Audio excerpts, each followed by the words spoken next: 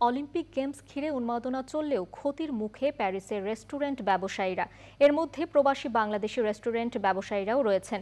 তারা বলেছেন, নিরাপত্তার কারণে শহরে লোক সমাগম কম হতে দিচ্ছে ফ্রান্স সরকার।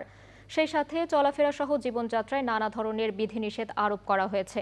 পাশাপাশি ট্যাক্স বাড়িয়ে দেওয়ার কারণে খাবারের দামও বেড়ে যাচ্ছে। এসব কারণে রেস্টুরেন্টে ক্রেতা কম।